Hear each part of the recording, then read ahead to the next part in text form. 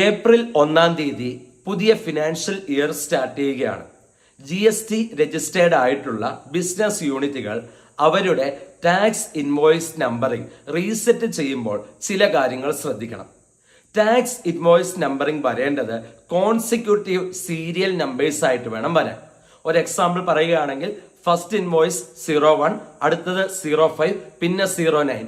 ഈ രീതിയിൽ പോകാൻ പാടില്ല. 1, 2, 3, 4, 5, 6 അങ്ങനെ കോൺസിക്യൂട്ടീവ് ആയിട്ട് വേണം നമ്പറിംഗ് പോകാൻ. ടാക്സ് ഇൻവോയ്സ് നമ്പറിൽ മാക്സിമം എത്ര ക്യാരക്ടേഴ്സ് വരെ ആകാം? മാക്സിമം 16 ക്യാരക്ടേഴ്സ് വരെ ആകാം. നമുക്ക് ആൽഫബറ്റ്സ് യൂസ് ചെയ്യാം, ന്യൂമറൽസ് നമ്പേഴ്സ് യൂസ് ചെയ്യാം, സ്പെഷ്യൽ ക്യാരക്ടേഴ്സ് ആയിട്ടുള്ള ഹൈഫൺ യൂസ് ചെയ്യാം, അല്ലെങ്കിൽ ഡാഷ് ആൻഡ് സ്ലാഷും യൂസ് ചെയ്യാം. പക്ഷേ മാക്സിമം ക്യാരക്ടേഴ്സ് 16-ൽ കൂടുതലാകാൻ പാടില്ല.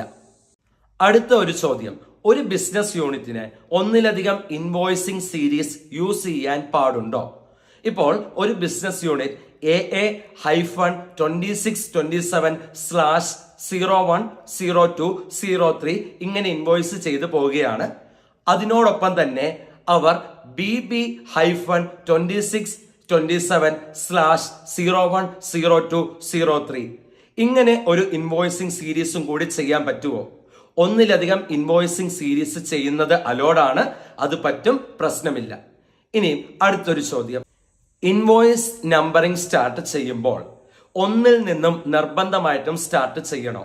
അങ്ങനൊരു നിർബന്ധം പറയുന്നില്ല. നിങ്ങൾക്ക് 501-ൽ നിന്നും സ്റ്റാർട്ട് ചെയ്യാം, 1001-ൽ നിന്നും സ്റ്റാർട്ട് ചെയ്യാം, അങ്ങനെ നിങ്ങൾക്ക് ഇഷ്ടമുള്ള സംഖ്യയിൽ നിന്നും സ്റ്റാർട്ട് ചെയ്യാം. പക്ഷെ അവിടുന്ന് ഫ്രണ്ടിലോട്ട് പോകുമ്പോൾ കോൺസിക്യൂട്ടീവ് ആയിട്ട് വേണം ഇൻവോയ്സ് നമ്പറിംഗ് പോകാൻ. ഇനിയും ശ്രദ്ധിക്കേണ്ട ഒരു കാര്യം, ഒരു ഫിനാൻഷ്യൽ ഇയർ എടുക്കുമ്പോൾ ഒരേ ഇൻവോയ്സ് നമ്പർ വരുന്ന 2 ഇൻവോയ്സുകൾ ഉണ്ടാകാൻ പാടില്ല. അതായത് ഡ്യൂപ്ലിക്കേഷൻ ഉണ്ടാകാൻ പാടില്ല. അപ്പം ടാക്സ് ഇൻവോയ്സ് നമ്പർ ചെയ്യുമ്പോൾ ഈ പറഞ്ഞ കാര്യങ്ങൾ ശ്രദ്ധിച്ചുകൊണ്ട് വേണം നിങ്ങൾ ചെയ്യാൻ. ഓക്കെ.